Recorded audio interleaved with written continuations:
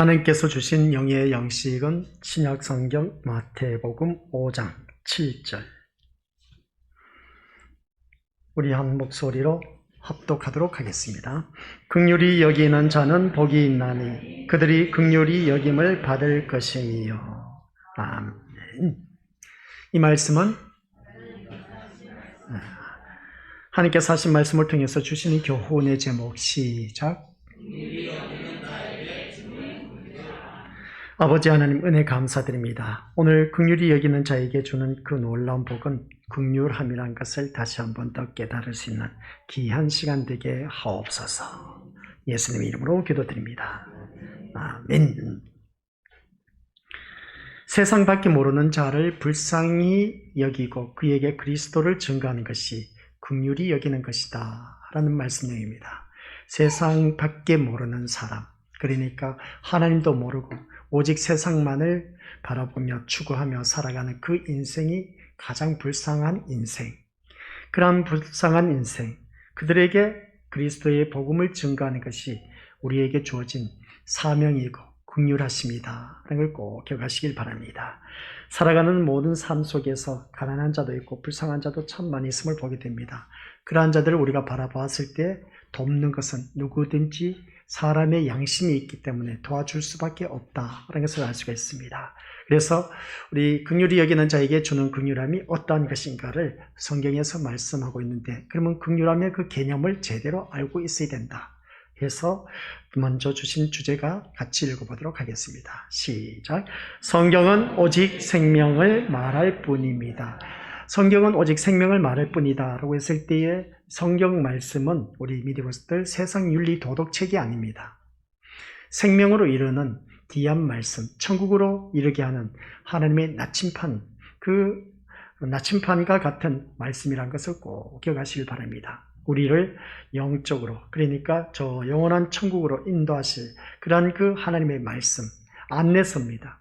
그런데 우리가 이 성경 말씀을 한낱 윤리 도덕으로 생각하고 그렇게 또한 설교를 하면 많은 오해를 불러일으키는 것을 보게 됩니다. 그래서 오늘 성경을 보면 하나님의 말씀으로만 여기기에는 참 곤란한 내용이 많이 있음을 알 수가 있습니다.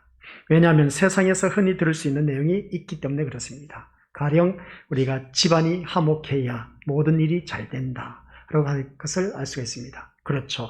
집안이 화목해야 모든 일이 잘 됩니다. 이것을 우리가 다들 잘 알고 있는 것처럼 어제 다니엘 강사를 바라보니까 풍성함의 복은 뭐냐? 결론은 가정이 화목하는 것이다. 가정이 화목한 것이 바로 풍성함의 복을 받아 누리는 가장 근본적인 것이다. 그렇게 말한 것을 마지막에 결론을 내린 것을 알 수가 있습니다. 우리 살아가는 모든 삶 속에서, 그래서 집안이 화목해야 모든 일이 잘 된다라고 했을 때 이것을 사자성어로 가화만사성이라고 하지 않습니까? 이 가화만사성이라는 것은 집안이 화목해야 모든 일이 잘 된다라는 뜻입니다. 잠언서에서도 하는 말씀이 있음을 보게 됩니다. 그 말씀이 17장 1절 말씀인데 우리 같이 읽어보도록 하겠습니다. 시작. 마른 떡 한 조각만 있고도 화목하는 것이 제육이 집에 가득하고도 다투는 것보다 나으니라. 아멘. 이 말씀 보니까 마른 떡 한 조각만 있고도 화목하는 것이 제육, 집에 많은 고기 반찬이 많이 있달지라도 그것으로 인해서 다투는 것보다는 마른 떡 한 조각 있고 화목하게 지내는 것이 그만큼 중요하다는 것을 우리가 다시 한번 더 깨닫습니다. 또한 잠언서 11장 15절 말씀에도 시작. 타인을 위하여 보증이 되는 자는 손해를 당하여도 보증이 되기를 싫어하는 자는 평안하니라. 이 말씀을 우리 믿음으로부터 받아들였을 때 보증 쓰란 말입니까? 보증 쓰지 말라는 말입니까?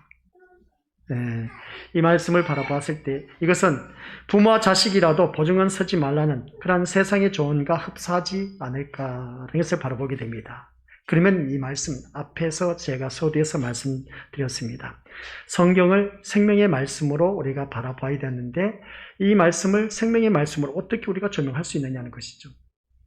그런데 잠언서의 그러한 내용을 세상이 말하는 조언과 같은 맥락에서 해석하면 신자들 사이에서도 보증을 쓰면 된다, 안 된다?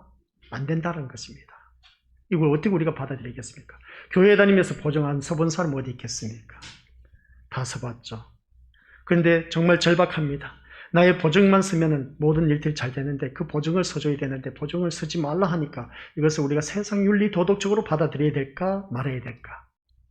하나님의 생명의 말씀을 세상에서 손해를 보지 않기 위한 처세술로 여기면 안 된다라는 그런 말씀입니다. 그래서 오늘 이 말씀, 오늘 그래서 이것을 기억하면서 본문 말씀을 우리 다시 한 번 더 재조명해 주는데 같이 읽어보죠. 시작. 긍휼히 여기는 자는 복이 있나니 그들이 긍휼히 여김을 받을 것이며 라는 이 말씀도 아마 우리의 귀에 생소하지 않을 것입니다. 무슨 말씀이냐? 라고 했을 때 과연 사람들은 긍휼을 어떻게 이해하고 있을까? 긍휼. 우리 고긍휼이가 있는데 긍휼을 어떻게 받아들일 수 있을까? 세상 사람들은 분명 이 긍휼이란 단어를 가난하고 불쌍한 어려운 이웃을 여기고 도와주는 것으로 이해하는 것을 보게 됩니다. 우리가 다들 알고 있는 개념이 그렇습니다. 국어사전에도 그런 뜻으로 풀이가 되어 있습니다. 긍휼이라는 단어를 아는 사람이라면 모든 그런 의미로 받아들일 수밖에 더 있겠느냐 하는 것을 알 수가 있습니다. 그러면 세상에서 불쌍하고 가난하고 어려운 사람들 도와주는 것이 이게 바로 우리가 긍휼히 여김을 받는 것이다. 그래서 긍휼하심으로 그 사람들 도와주는 것이다 라고 한다면 그러면 그 말씀을 왜 우리는 성경책에 기록을 해놨냐는 것이죠. 오늘 그것을 우리가 다시 한 번 더 짚어봐야 되는 겁니다.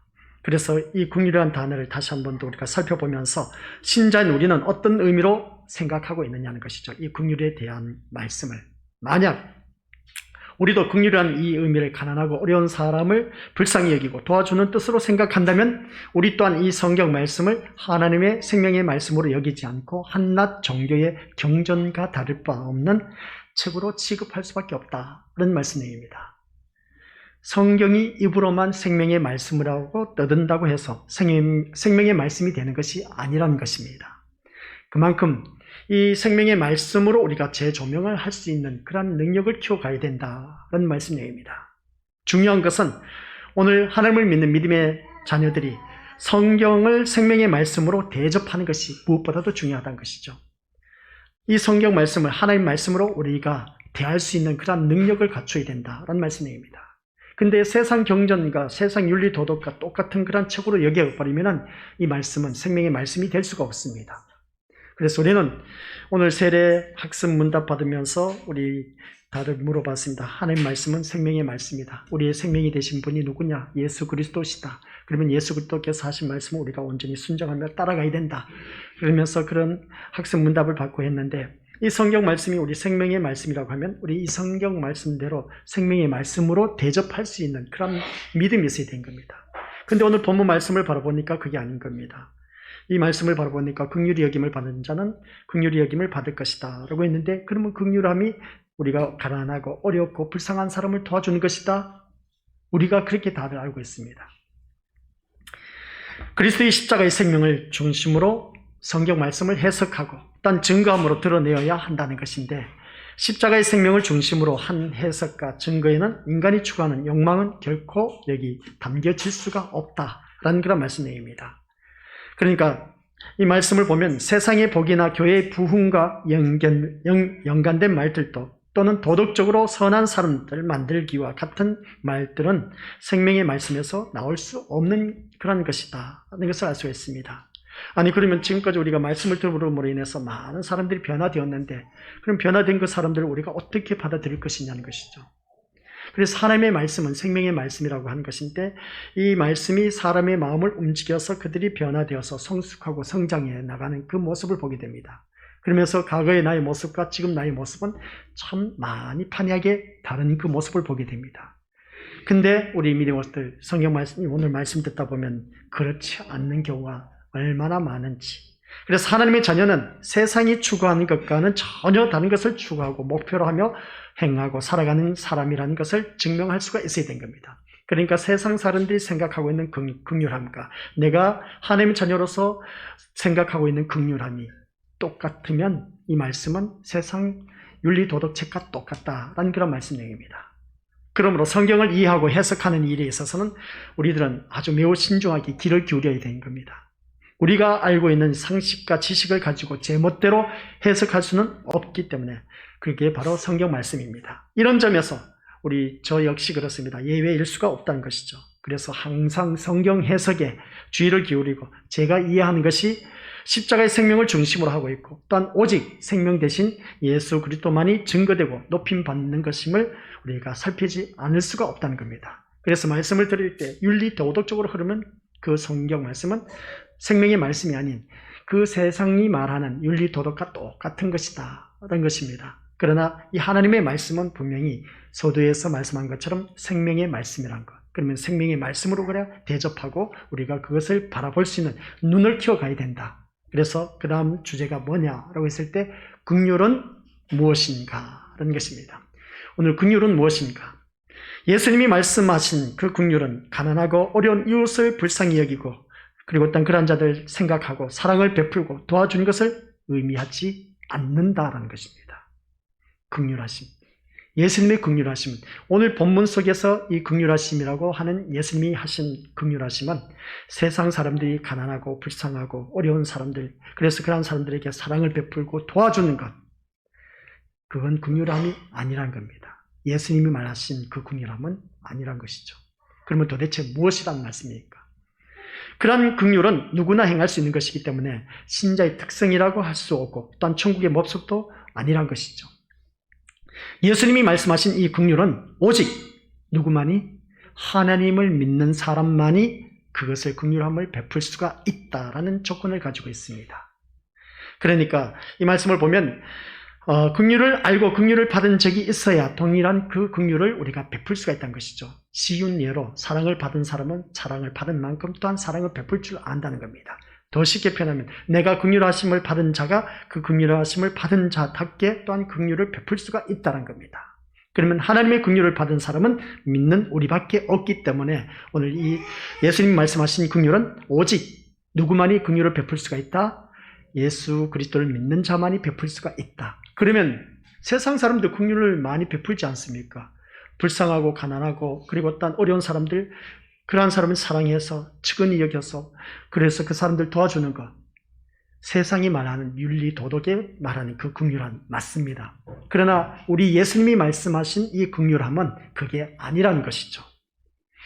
그게 아니기 때문에 오늘 이 시간 제가 이 자리에 서 있습니다. 그래서 예수님이 말씀하신 긍휼하심은 도대체 무엇일까? 그것을 우리가 제대로 파악을 해야 된다는 것입니다. 분명히 제가 말씀드린 것처럼 이 말씀은 생명의 말씀입니다. 그런데 예수님이 하신 말씀이 도덕이라면 그 말씀은 신자에게만 해당하는 것이 아니라 세상 모든 사람에게도 동일하게 해당하는 것입니다. 그런데 그게 아니란 것이죠. 도덕이 아니고 생명의 말씀이기 때문에 생명으로 부름을 받은 우리들에게만 해당하는 내용이라는 것입니다. 그래서 가난하고 어려운 이웃을 도와주는 의미의 긍휼은 예수님에게는 긍휼이 아니다 하는 그런 말씀입니다. 아니, 예수님은 긍휼히 여김을 받은 자는 긍휼히 여김을 받는다. 그 복으로서 우리에게 주신 것이 긍휼하심이라고 했는데, 그래서 예수님은 가난하고 어려운 사람들 찾아가서 그들을 어떻습니까? 긍휼히 여겨서 그들에게 긍휼을 베풀면서 기적과 같은 일들을 치료해주고 또한 안전병이 일어서게 하고 눈먼 보사 보게 하고 귀머거리 듣게 하고 귀신 들린 자 쫓아내고 그러한 그 모습을 행하셨을까? 우리가 이 일을 제기할 수가 있으면 보게 됩니다. 이것은 바로 예수님의 긍휼하심 때문이다 라고 우리가 생각할 수가 있는 것인데, 그러나 예수님이 말씀하신 그 긍휼하심은 오늘 말씀을 듣고 다시 한 번 더 우리가 재조명해야 된다는 걸 꼭 기억하시기 바랍니다. 우리는 하나님의 긍휼을 받은 사람이라고 했습니다. 긍휼히 여김을 받은 자는 했지 않습니까? 긍휼히 여김을 받은 자는 오늘 이 자리에 앉아 계신 우리 믿음의 식구들. 그렇다면 우리가 하나님께 받은 긍휼은 무엇입니까? 내가 하나님으로부터 긍휼히 여김을 받았습니다. 그러면 우리 것들 다들 그러지 않습니까? 과거에 내가 살았을 때 힘들고 어렵게 가난에 찢어서 진짜 먹을 것이 없어서 하나님 앞에 나와서 부르짖고 했을 때, 그럴 때 힘들게 살아간 우리들의 인생을 편안한 삶으로 바꿔준 것이 내가 하나님의 긍휼하심을 받아서 이러한 복을 받아 누렸을까? 그렇게 대부분 생각하실 겁니다. 예수님을 믿든지 안 믿든지 간에 사는 그 형편은 어떻게 보면 나아졌을 수도 있고 오히려 더 힘들어졌을 수도 있을 것입니다. 그런데 무엇을 가지고 하나님의 긍휼을 받았다고 말할 수가 있느냐라는 것입니다.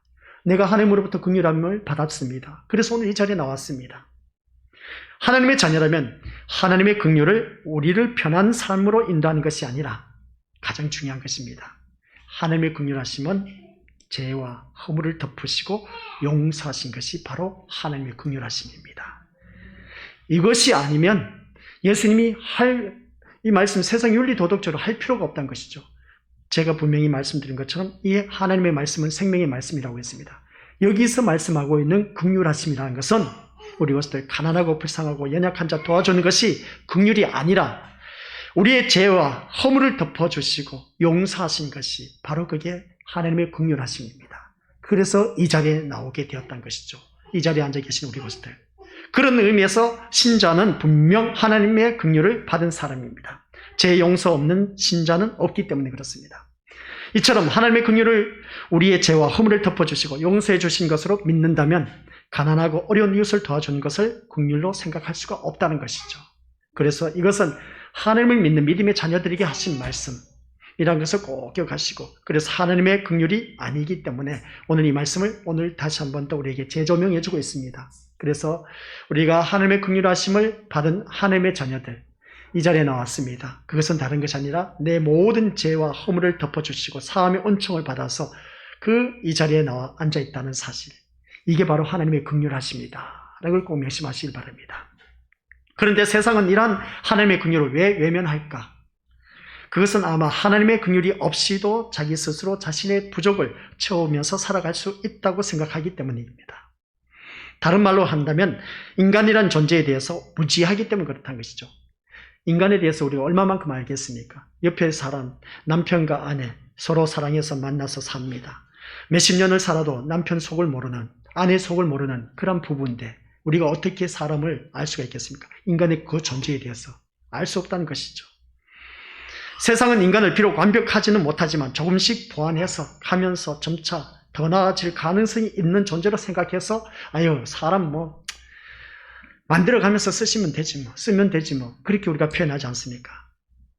즉 우리 미리보스들, 우리가 얼마든지 그렇게 세상 사람들 말할 수 있음을 보게 됩니다. 가르쳐서, 못한 사람 가르쳐서 키우면 되죠 뭐 그렇게 하는데, 오늘 우리가 살아가는 모든 삶 속에서 약점은 누구나 다 있습니다. 그 약점은 얼마든지 우리가 보완할 수 있다는 것이죠.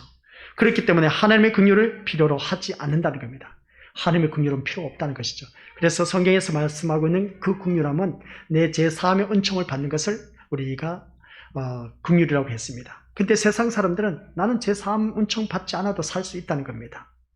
그런 말씀을 하고 있는데, 그러면 오늘 이 자리에 앉아 계신 우리 것들, 하지만 인간은 약점을 가진 존재가 아니라 치명적인 결함을 가지고 있는 존재라는 사실, 우리 오늘 이 자리에 앉아 계신 우리 것들, 완벽한 사람 없습니다.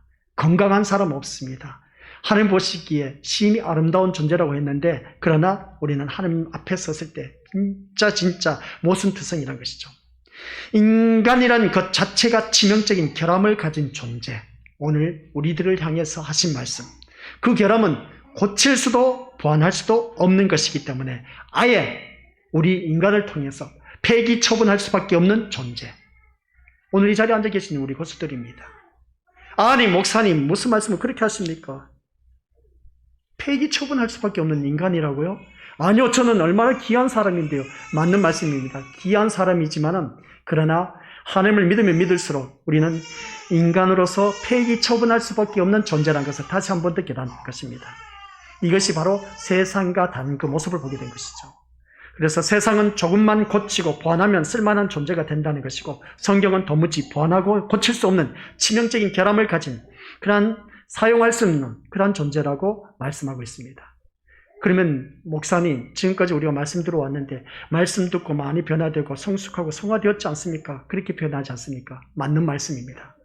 근데 우리들의 심령을 바라보면은 정말 하나님 앞에 가는 그날까지, 우리는 인간으로서 폐기 처분할 수밖에 없는 것들을 우리 심령 밑바탕에 늘 깔고 살아가고 있다는 것입니다. 오늘 이 자리에 나오신 우리 믿음의 것들, 저라고 해서, 목사라고 해서 우리 믿음의 식구들과 다른 것도 아닙니다. 똑같은 인간입니다. 근데 우리 심령 속에 하나님을 믿는 믿음의 자녀들에게 폐기 처분할 수밖에 없는 아주 그러한 그 존재들이 너무나 많다는 것이죠. 이것이 우리가 어느 누구든지 인간이라면 고치고 수정해가면서 가르쳐가면서 키워가면서 그렇게 하면 된다라고 하는 것을 바라보게 되는데, 근데 하나님의 말씀으로 우리가 얼마든지 키워서 양육시켜서 훈련시켜서 제자 만들어서 사용할 수는 있지만 제자라고 해도 그러나 우리들의 폐기 처분할 수밖에 없는 그러한 존재가 있다는 겁니다. 우리 심령 속에. 그게 뭔지 아십니까? 그걸 오늘 우리에게 말씀하고 있습니다. 그것을 우리가 찾아내는 것이죠. 오늘 또한 내가 그러면 하나님의 자녀로 살아왔는데 인간 존재로서 폐기할 수밖에 없는 그런 그 심령에 내 찌꺼기들이 도대체 무엇이 있을까? 라고 했을 때 나는 아무것도 없다. 그렇게 표현하실 수 있을지 모릅니다. 우리 모습들. 그래서 오늘 다시 한 번 더 자기 자신을 들여다보면서 자신의 치명적 결함을 바라보면서 그 어디에도 희망이 없음을 알고 하나님만 바라볼 뿐이다 라는 것입니다. 그럴 때 나 같은 존재를 폐기 처분하지 않고 오히려 결함을 가려주시고 온전한 인간으로 선언하신 하나님의 긍휼이 보이게 된 것이죠. 이것이 바로 신자란 겁니다. 이 자리에 앉아 계신 우리 모습들 말씀하고 있는 것이죠. 그래서 오늘 인간은 몇 가지 허물만 고치고 약점을 보완하면 쓸만한 존재가 된다. 저 사람 저것만 고치면 진짜 멋진 인간이 되고 정말 사람 쓸만한 사람이야. 우리 다들 그렇게 하지 않습니까? 그죠? 교회를 다니면서 옆에 사람 한번 보시길 바랍니다. 약점투성이고 모순투성입니다. 근데 딱 보면 인간 하면서 어떻습니까? 저 사람 하면 저 사람은 진짜 성질 더러워. 저 사람 뭐 때문에 진짜 사람 하면서 그렇게 평을 하는 것을 보게 됩니다. 근데 그것만 고치면 저 사람은 진짜 멋진 사람이야. 그렇게 표현하지 않습니까? 오늘날 교회에서도 말하는 성화가 바로 이것입니다. 이런 수준의 것이 많이 있는데 성령을 받았으니까 우리는 성령으로 말미암아 자신의 부족함을 보충하고 허물과 약점을 고쳐감으로써 더욱 쓸만한 인간이 되자는 것입니다. 그래서 성화되어 가야 된다. 그래서 말씀을 들어야 된다. 하는 그 모습 보게 됩니다. 그러나 이러한 성화가 하나님의 긍휼을 부인한 것인 겁니다. 아니 목사님 어떻게 그렇게 또 말씀하십니까? 이러한 성화되어 가는 과정을 하나님의 긍휼을 부인한다고요? 말도 안 되는 이상한 소리를 또 하고 계십니까? 라고 하는데 도덕적 인간의 가치를 두는 것에 불과할 뿐이란 겁니다. 우리가 성화되어 가는 그 모든 것을 볼 때에 하나님의 긍휼과 비춰봤을 때 그러면 하나님의 긍휼은 무엇이고 성화되어 가는 것은 뭐냐? 우리가 지금 과거에 내가 하나님을 믿어왔던 나의 모습은 참 많이 변화되어 왔습니다. 많이 변화되어 왔고 지금도 변화되어 가고 있습니다. 이것을 성화의 과정이라고 합니다. 그래서 구원의 단계 가운데서 성화 단계가 있습니다. 이 성화 단계가 이루어지면 우리가 나중에 하나님 앞에 이르렀을 때 영화의 단계에 이르게 된 것이죠. 이런 그 모습 볼 때 그러면 여기서 말씀하고 있는 긍휼, 그러면 성화되어 가는 것을 긍휼을 부인한다라고 했을 때 여기서 말씀하는 것은 다른 것이 아닌 겁니다. 인간은 고치고 보완하면 되는 약점을 가지고 있는 존재가 아니다는 겁니다. 무슨 말씀이라고요? 인간은 고치고 보완하면 된다. 이 약점을 고쳐서 써서 어떻습니까? 고쳐서 쓰면 된다. 라는 그런 존재가 될 만한 가치가 안 된다는 것이죠. 그게 무슨 말씀이냐면은 기억하시길 바랍니다. 하나님 앞에 가는 그날까지 아무리 사람이 성인군자라 해도 누구든지 존재의 가치가 될 수밖에 없는 폐기 처분할 수밖에 없는 그 존재가 될 수밖에 없는 우리들의 모습은 누구든지 이 자리에 앉아 계신 우리 모습들 다 갖고 있습니다. 그것은 다른 것이 아니라 속에서부터 쉬지 않고 있는 시기, 질투, 분노, 음란, 사기, 계율, 탐욕, 제약 이것이 계속해서 솟아나오는 겁니다. 오늘 이 자리에 앉아 계신 우리 것들 지금 제가 방금 나열한 것 내 심령 속에 시기, 질투, 분노, 음란, 사기, 계율, 탐욕, 제약 이것 없다고 하신 분 어디 있겠습니까? 하나님 앞에 가는 그날까지 계속 있다는 것이죠. 그래서 우리는 인간으로서 존재하는 그 모습을 볼 때 폐기 처분할 수밖에 없는 그런 우리들인 겁니다. 그런 우리들을 하나님께서 사랑으로 그 허물을 덮어주시고 그리고 또한 우리의 모든 죄를 다 용서해 주신 십자가의 사건, 그 은총을 받아 누린 사람이 바로 긍휼을 받은 사람. 나도 이렇게 더러운 사람이야. 나도 이렇게 쉬지 않고 시기, 질투, 분노하는 것, 우리 믿음의 모습들 잠시 잠깐 옆에서 보면 그러지 않습니까? 예배 시간에 자꾸 막 엉뚱한 짓을 하고 있어. 그러면 어떡합니까? 막 앞에서 말씀 전하는 저는 저 인간은 내가 어떻게 할까 하는 것이 아니라 좀 조용시켜주면 좋겠는데 왜 저럴까 하면서 막 그럽니다. 어떤 때는 어떻습니까? 막 예전에 제가 많이 그랬지 않습니까? 그죠? 그런 그 모습 볼 때 옆에 사람 또 잘못된 걸 보면 가만히 있지를 못합니다. 그런 그 모습 보면 우리 믿음들 각자 심령 속에 누구든지 시기, 질투, 분노, 음란, 사기, 계율, 탐욕, 제약들이 늘 득실거리고 있다는 겁니다. 말씀을 듣는 이 순간에도 우리 남과 비교하면서 이런 마음이 늘 있습니다. 시기 질투 없는 사람 누가 있겠습니까? 나보다 남이 더 좋은 옷을 입고 왔어. 나보다 더 좋은 것을 뭔가 갖고 있어. 그러면 우리는 거기에 대해서 시기하게 되고 질투하게 되고 그러니까 모습 보게 된다. 내 자녀를 더 사랑해주면 너무 마음이 흐뭇해. 근데 다른 자녀를 더 사랑할 때 시기 질투를 합니다. 이 마음이 우리 것들 사라집니까? 아니요. 안 사라집니다. 하나님 앞에 가는 그날까지 우리는 달고 갈 수밖에 없습니다. 그러한 폐기 처분할 수밖에 없던 우리 인간을 하나님께서 그 십자가의 사건을 통해서 우리를 용서해 주셨다는 겁니다. 우리가 나이가 들어가면서 인생의 경륜이 쌓였다고 해서 그 양이 줄거나 또 열심히 노력한다고 해서 실질적으로 확실히 구별된 만큼 나아지는 것도 아닌 겁니다.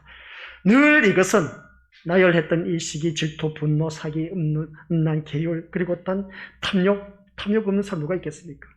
십계명 마지막에 탐욕이 나오는데 없는 사람 없습니다. 다 있습니다. 노력한다고 해서 구별된 만큼 확실하게 다 사라졌느냐? 아니요. 사라진 것이 아니라 내 기준에서는 어느 정도 이게 없다라고 하지만 그러나 하나님 보시기에는 아직도 우리는 심령 속에 이러한 것들이 잔존해 있다는 것을 알 수가 있습니다. 그런 그 폐기 처분할 수밖에 없는 존재란 것이죠. 설사 나아진 것처럼 보인다고 해도 그 상태를 계속해서 끝까지 유지할 수 있는 그런 실력을 갖춘 사람은 아무도 없다는 겁니다. 이처럼 인간에게서는 더럽고 악한 것들이 장소와 시간과 환경에 전혀 구애받지 않고 나 스스로 종잡을 수 없이 이것이 불쑥 튀어나옵니다. 그렇기 때문에 우리들은 인간은 참 폐기 처분할 수밖에 없는 존재라는 것을 다시 한 번 더 절감할 수 있다는 것이죠.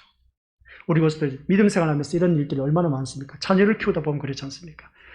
아유 하면서 귀여운 자식 하면서 사랑스러운 그 모습 보면 부모의 흡족한 기분을 마음에 들도록 행동을 했을 때, 말을 했을 때 그렇게 표현을 합니다. 근데 돌아서서 자녀가 비뚤어진 행동, 말을 하면 어떻습니까?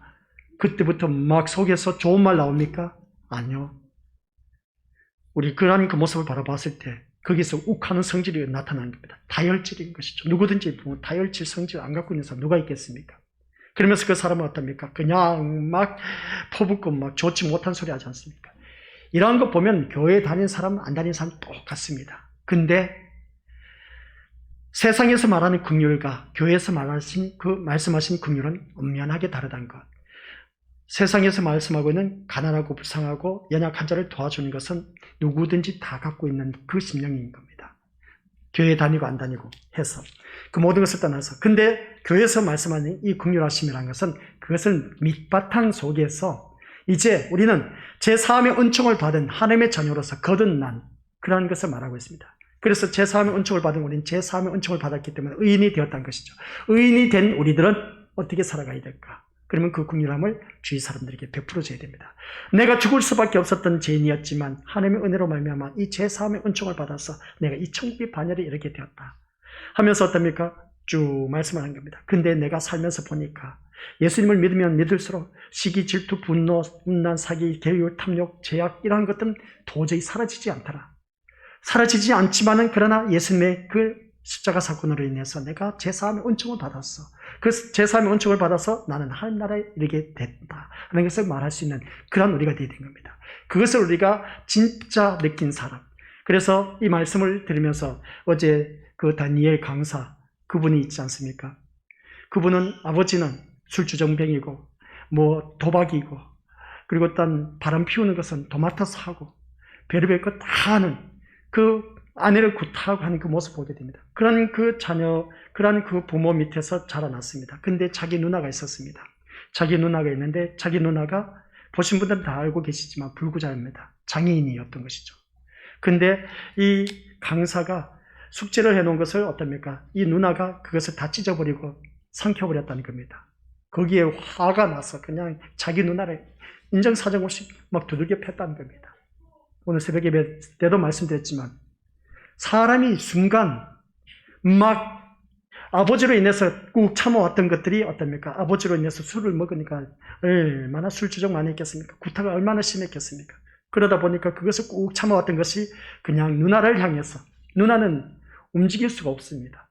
그런 장애인을 갖고 있는 누나를 그냥 사정없이 두들겨 팼는데 온몸이 이제 똥 오줌을 가리지 못하다 보니까 동생인 목사님이 어떻습니까? 다 그것을 치워주는 겁니다. 치워주는데 멍이 들었다는 겁니다. 그런 그 모습 볼 때 사람마다 한계가 있다는 것이죠. 오늘 아침 새벽 예배 때 말씀, 인내의 하나님이라고 했지 않습니까? 하나님은 참으시지만 사람은 참을 수가 없습니다. 한계 부닥치면 뚜껑이 열려서 보이는 것도 없습니다. 바로 그걸 말하고 있는 것이죠. 우리는 하나님을 믿는다고 하면서도 이 시기, 질투, 분노는 끊이질 않습니다. 계속해서 순간순간 튀어나오는 겁니다. 근데 그 모든 것을 우리 하나님께서는 덮어주셨다는 겁니다. 그게 바로 긍휼입니다. 그 은총을 받아 누려서 오늘 이 자리에 나왔습니다. 그러면 우리는 좀 더 그 긍휼함을 받았다면 그 긍휼함을 주위 사람들에게 나눠줄 수 있는 사람이 되어야 된다는 것을 꼭 기억하시길 바랍니다. 그래서 오늘 이 시간 그 다음 말씀은 긍휼히 여김이란 말씀인데 계속 이어서 하지 않고 오늘 세례식을 이어서 하도록 하겠습니다. 그래서 우리 더 주님 앞에 신실한 믿음의 모습으로 거듭나서 하나님 영광 드러내는데 부족함이 없는 믿음의 자녀가 되시기를 바라고, 이 시간 우리 다 함께 이 말씀을 통해서 긍휼히 여김을 받는 것, 다시 한 번 더 우리는 세상 가난하고 어렵고 불쌍한 사람 도와주는 것, 그게 긍휼이 아니라 우리는 제3의 은총을 받은 것을 듣고 긍휼함이라는 것을 기억하시길 바랍니다. 아버지 하나님 은혜 감사드립니다. 오늘 우리에게 주신 이 긍휼히 여기는 자에게 복은 긍휼이라고 하였습니다. 세상이 말하는 긍휼이 아니라 오늘 우리는 새로운 것을 알게 되었습니다. 우리 심령 속에 폐기 처분할 수밖에 없는 그런 잔존되어 있는 못된 성질, 성깔, 성품들이 너무나 많다는 것. 이러한 것 우리 주님이 다 보고 계시면서도 불구하고 예수 그리스도의 십자가의 은총으로 말미암아 제3의 은총을 받아서 의인이 된 우리들, 하나님 나라에 이르게 된 것을 다시 한 번 더 깨닫습니다. 아버지 하나님, 그 은혜를 받은 우리들 또한 주위 사람들에게 그 긍휼함을 베풀 수 있는 능력으로 거듭날 수 있도록 도와주옵소서. 이 시간 이후에 세례식을 갖고자 합니다. 학습 세례식 가운데 주님이 친히 임재하시사 아버지 한 영광 받으시옵고, 이 예식을 통해 아버지 한 백성으로서 거듭나 우리 모두 다가 아버지 한 뜻을 이뤄나가는데 귀하게 쓰임받는 믿음의 선한 도구로 사용하여 주옵소서. 예수님 이름으로 기도드립니다. 아멘.